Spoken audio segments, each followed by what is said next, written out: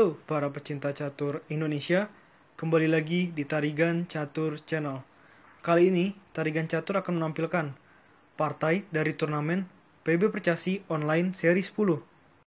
Nah, PB Percasi Online Seri 10 diselenggarakan pada tanggal 26 Juli 2020 dengan menggunakan sistem Swiss 15 babak dengan waktu yang dipertandingkan adalah 3 menit plus 0 detik increment dalam masing-masing babaknya. Artinya tidak ada increment ya di sini. Lalu, pertandingan yang akan diulas di Tarigan Catur adalah pertandingan antara Grandmaster Novendra Priasmoro yang menggunakan catur buah putih. Nah, di sini Novendra Priasmoro memiliki nama akun Lichess Bocah Sakit dengan rating Lichess 2457. Sedangkan dirinya menghadapi persaingan yang sangat ketat atau perlawanan yang sangat ketat dari non-master yang memiliki nama akun Lichess Fakber dengan rating 2399. Oke, bagaimana keseruan pertandingannya? Langsung saja kita masuk ke papan.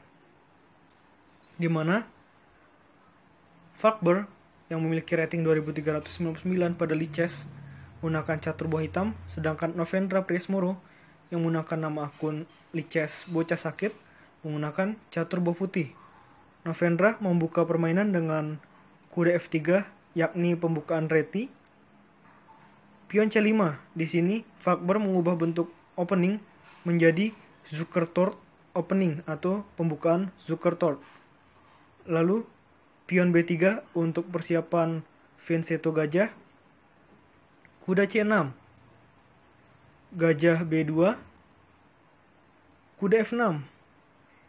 Pion E3. Nah, di sini masing-masing pemain belum ada yang mau untuk agresif untuk cepat-cepat meletakkan pion atau perwiranya di depan atau di petak pusat karena ingin bermain sabar terlebih dahulu. Lalu, pion G6 untuk persiapan Venseto gajah dibalas juga dengan pion G3 untuk persiapan Venseto gajah. Gajah G7. Gajah G2. Rokade pendek oleh hitam, rokade pendek oleh putih. Pion D5. Pion D4 di sini mengajak pertukaran pion di petak pusat. Diterima oleh hitam dengan pion C makan D4. Kuda makan pion D4. Gajah G4 untuk mengancam menteri putih. Di sini menteri putih balasannya adalah menuju ke D2. Benteng E8. Di sini, putih lebih memilih kuda makan kuda di C6, pion makan kuda di C6. Pion C4 mengajak pertukaran lagi di petak pusat, namun di sini tak diterima oleh Fakber dengan melakukan langkah kuda E4.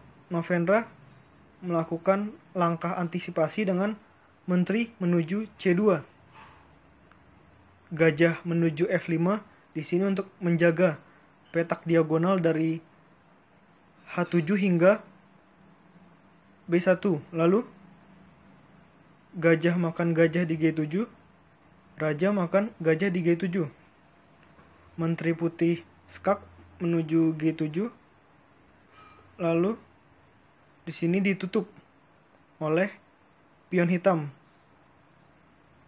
Lalu, pion C makan D5. Pion C makan D5. Benteng D1. Di sini wajib waspada dari Fakber karena Novendra sedang berusaha untuk mengancam menteri hitam secara tidak langsung. Benteng C8. Pion G4. Ini dapat dikatakan langkah lemah ya dari Novendra walaupun maksudnya bagus. Maksudnya adalah agar nantinya gajah putih bisa makan kuda hitam. Dan pion hitam tidak dapat makan kuda. Tapi kita coba ya, misalkan ya. Dalam bayangan dari Novendra mungkin seperti ini. Misal gajah makan, terus kan makan, benteng, terus gini. Maksudnya kan begini dalam bayangan singkatnya Novendra. Tetapi di sini Novendra lupa memperhitungkannya.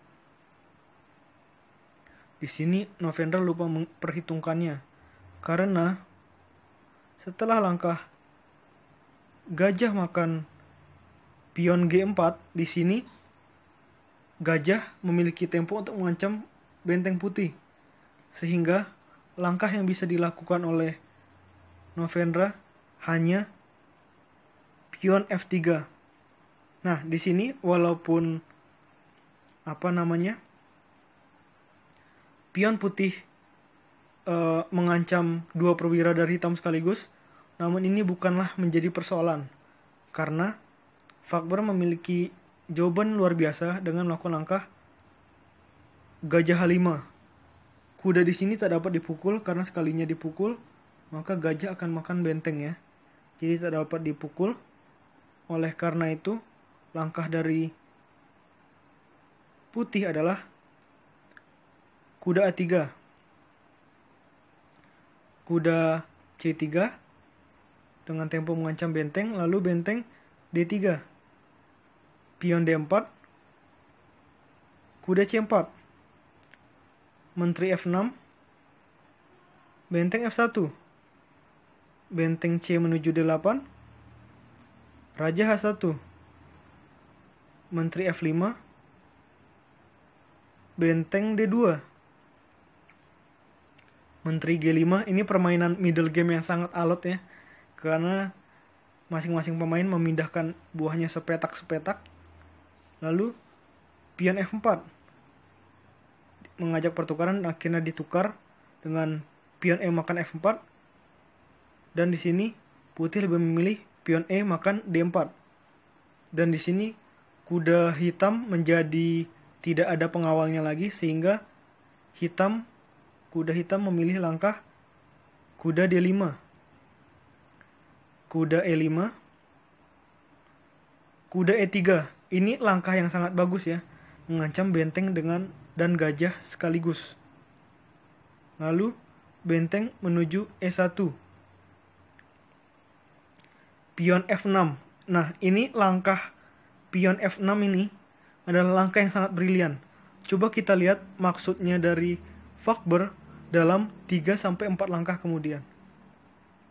Jadi Fakber melakukan langkah pion F6 dibalas dengan putih kuda F3.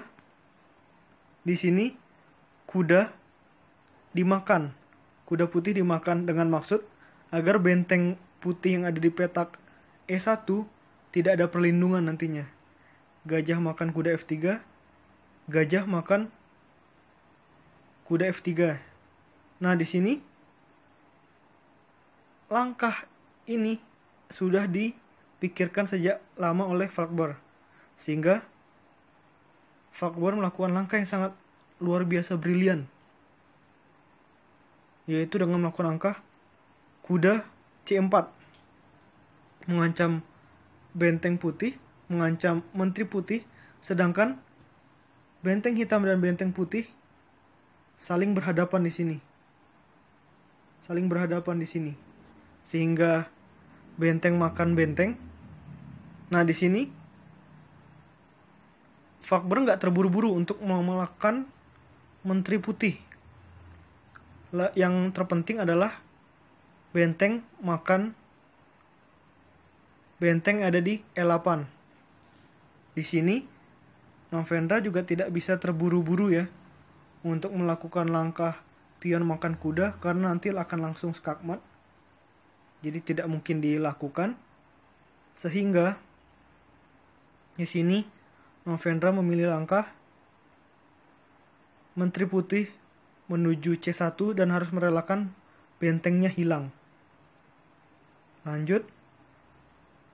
Pion E3 dengan tempo mengancam gajah putih tanpa penjagaan. Lalu menteri putih menuju F2. Ini sudah mulai memasuki babak akhir dan Novendra sudah mulai terdesak ya di sini. Dan harapan menangnya sudah semakin sangat tipis. Lalu benteng C3.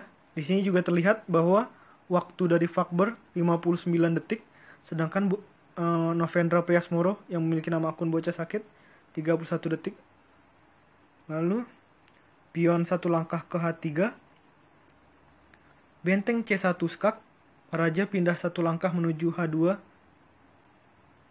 Menteri F5, Gajah G2, Benteng C2, Menteri Putih F3, Menteri Hitam G5, Pion D5, Menteri Hitam E5, Pion H4, Pion H5. Nah, langkah Novendra selanjutnya membuat dirinya sendiri menyerah. Karena ini langkah selanjutnya dari Novendra ini adalah fatal, sehingga setelah Novendra melangkahkan, lalu Fakber melangkahkan, pertandingan langsung berakhir. Di sini Novendra melakukan langkah Raja H3, dan di sini Fakber melihat kelemahan langkah ini dan langsung melakukan langkah benteng menuju C3 dengan mengancam menteri dan raja sekaligus, sehingga dalam kasus ini menteri dari Novendra akan hilang. Sehingga di sini Novendra memutuskan untuk resign. Ini memang pertandingan yang sangat luar biasa dari kedua pemain, terutama bagi non-master yang memiliki nama akun Niches Fakber. Sangat luar biasa bermain sangat dinamis, dan tampaknya seperti sudah mengetahui kelemahan-kelemahan dari seorang Novendra. Oke, menurut Tarigan Catur, video kali ini cukup. Nantikan konten-konten selanjutnya tetap di Tarigan Catur Channel.